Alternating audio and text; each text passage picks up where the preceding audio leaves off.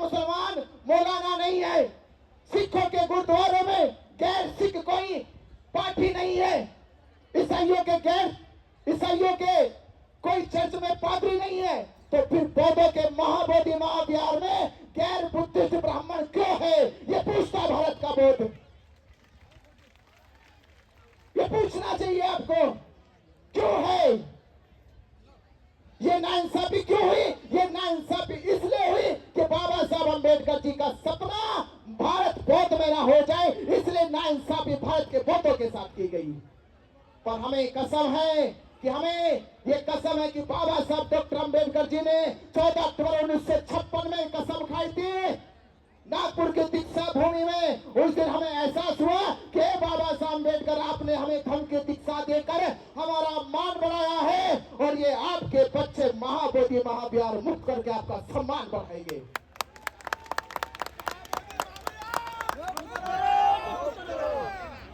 तो चाहते हो बाबा साहब अम्बेडकर जी का सम्मान पूरे भारत नहीं पूरे विश्व में होना चाहिए? चाहते हो? तो चाहते हो तो महाबोधि महाविहार मुक्त होना चाहिए। महाबोधि महाविहार वो जिसको केवल भारत के बौद्ध नहीं एशिया के बौद्ध मानते हैं, और एशिया के बौद्ध नहीं 2002 में यूनेस्को ने कह दिया कि महाबोधि महाविहार केवल बौद्धों का नहीं, केवल विश्व के बौद्धों का नहीं, ये पूरे विश्व के लोगों का महाबोधि महाविहार है, ये विश्व धरोहर है। उसके बावजूद भी सरकार को समझ नहीं आई बात, केंद्र सरकार को समझ में नहीं आई। हमें जानना चाहिए, हमें जहां भारत में अल्पसंख्यक कहा जाता है, मैं आपसे पूछता हूं, ये सरकार से पूछते हैं कि भारत सरकार के जो राष्ट्रीय चिन्ह है, जहां भारत के बौद्धों को अल्पसंख्यक कहा जाता है, क्या भारतीय जो राष्ट्रीय चिन्ह है, जैसे हमारी मुद्रा पे, हमारी करेंसी पे जो अशोक लाट है, अशोक लाट है, क्या वो किसी हिंदू धर्म वालों की है? क्या इस्लाम धर्म वालों की है? क्या ईसाइयों की है? तो किसकी अशोक लाट? बौद्धों की है। ये राष्ट्रीय करेंसी पे पहचान किनकी है? बौद्धों की है। ये भारत में जो सर्वोच्च सम्मान भारत रत्न है, उसकी आकृति जो पीपल के पत्ते की है, क्या वो हिंदुओं की है? क्या वो मुसलमानों की है? क्या वो ईसाइयों की है? वो किनकी है? वो पीपल का पत्ते का आकृति बौद्धों की है। जो राष्ट्रपति भवन में जो शांति की मुद्रा लगी है भगवान बुद्ध की, वो किनकी है? वो बौद्धों की है, बुद्ध की है। इसका मतलब ये हुआ, ये भारत बौद्धों का भारत है, ये पूरा राष्ट्र बौद्धों का राष्ट्र है, और इस राष्ट्र में बौद्धों को अल्पसंख्यक दो। और मुझे बताओ, इस भारत में अल्पसंख्यक कौन है? अल्पसंख्यक कौन है? अरे जिसकी संख्या भी कुछ नहीं है। कौन है वो? कौन है वो?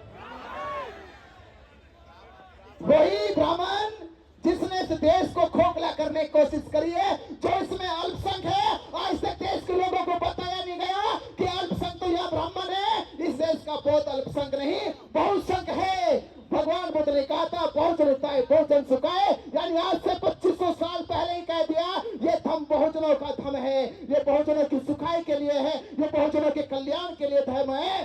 तो मेरे भारत के बौद्धों, भारत के उपासक उपासिकाएं, आपको एकजुट होकर आपने जो ताकत दिखाई है, ये ताकत एहसास कराती है सरकार को, ये एहसास कराती है उन मनोवादियों को जिन्होंने भारत के बौद्धों के साथ अन्याय किया। यह अन्याय तब हुआ 1949 में, जब भारत में बौद्ध नहीं थे, उत्तर प्रदेश में बौद्ध नहीं थे, महाराष्ट्र में बौद्ध नहीं थे, कर्नाटक में बौद्ध नहीं थे। तब आपने उस समय सरकार को बेवकूफ बना दिया। पर ये आज का भारत है, जहाँ एक एक बच्चा बौद्ध का जगा हुआ है, जहाँ एक एक बच्चा भीम का जगा हुआ है, जो जानता है कि बौद्धों की विरासत क्या है, वो अब लड़ेगा और अपने हक अधिकार लेके रहेगा। महाबोधि महाविहार मुक्त करके रहेगा। ये हमने संकल्प कर। हेलो।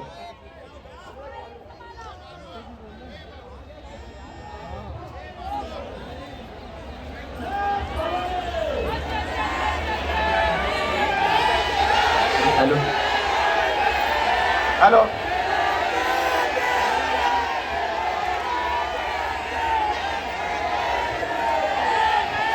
आपने ये सिद्ध कर दिया है कि भारत का बोध जग गया है और ये जगा हुआ समाज मोदी की नींद हराम करेगा। क्या करेगा? मोदी की नींद हराम होगी। और मोदी की जब नींद हराम होगी तो बिहार में बैठे नीतीश कुमार की भी,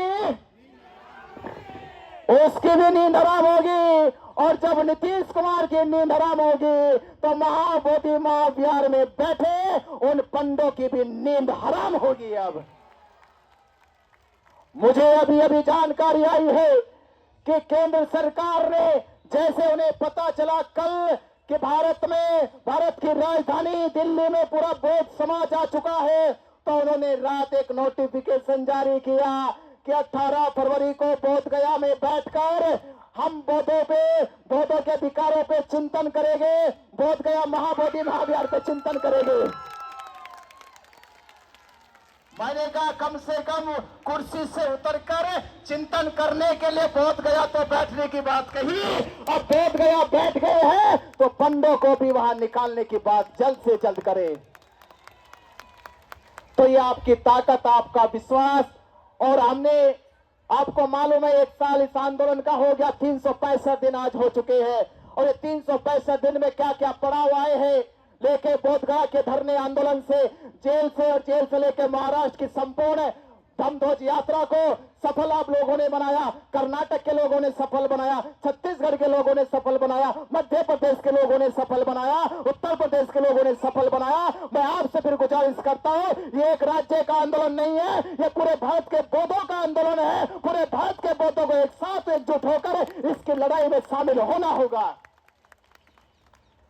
क्योंकि आने वाली पीढ़ी आपसे जब पूछेगी, आपसे कहेगी कि जब महाबोधि महाविहार की लड़ाई लड़ी जा रही थी आप कहां थे, तो आप कम से कम कह सके कि जब महाबोधि महाविहार की लड़ाई लड़ी जा रही थी तो हम बौद्ध भिक्षु के सानिध्य में उनके साथ दिल्ली के जंतर मंतर में उस आंदोलन के साथ खड़े थे।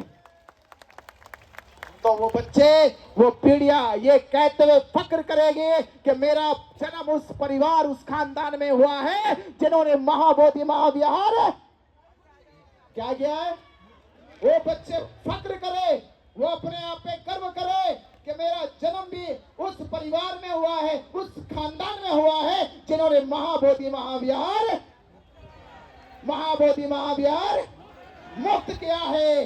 तो आप जानिए सम्राट जो का 2300 वर्ष पुराना इतिहास जिंदा हो जाएगा और ये भारत फिर से बौद्ध हो जाएगा।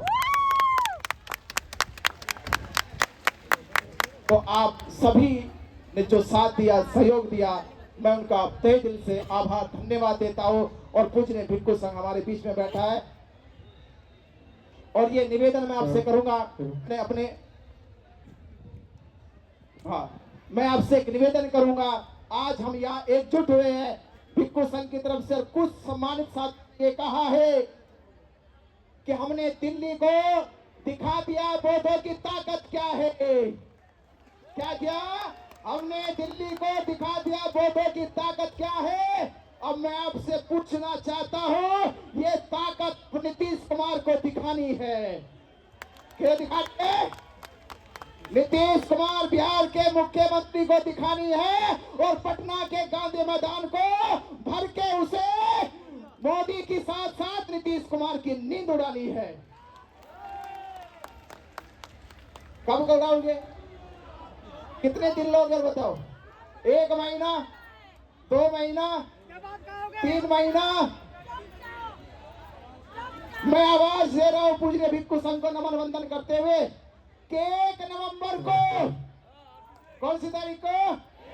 1 नवंबर को पटना का गांधी मैदान बंद होना चाहिए।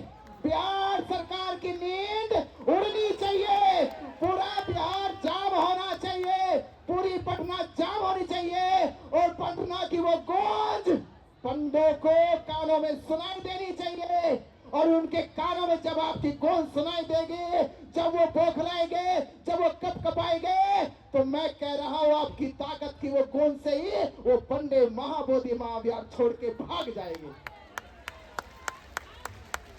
और जब तक महाबोधि महाविहार मुक्त नहीं होगा, हम उस पटना की गांधी मैदान से फिर हटेंगे नहीं। फिर पीटी एक्ट रद्द होगा और महाबोधि महाविहार मुक्त होगा। तो 1 नवंबर को गांधी मैदान पटना को हमें जाम करना है। जाम करोगे? साथ आओगे? साथ लेकर आओगे? जितने आए हैं इससे 10 गुना आओगे? जय भीम, जय भीम, जय भीम, जय भीम, जय भीम। वंदे वीराचार्य जी आप संघर्ष करो, हम तुम्हारे साथ हैं। वंदे वीराचार्य जी आप संघर्ष करो, हम आपके साथ हैं। वंदे वीराचार्य जी आप संघर्ष करो, हम आपके साथ हैं। वंदे वीराचार्य जी आप संघर्ष करो, हम आपके साथ हैं। अब मैं निवेदन करूंगा, आखिरी बात बस ये, हमारे बीच में ज्ञान प्रकाश स्वामी जी आए हैं कर्नाटक से। आपने बहुत बड़ा सहयोग होता है इनको। उसके बाद हम लोग इस कार्यक्रम का आगे समापन करेंगे। बस पहले सुनिए स्वामी जी। सभी भिक्षु संघ से मैं निवेदन करूंगा 2 मिनट के लिए बैठ जाए। बड़ा सहयोग कर्नाटक से हमें मिला है।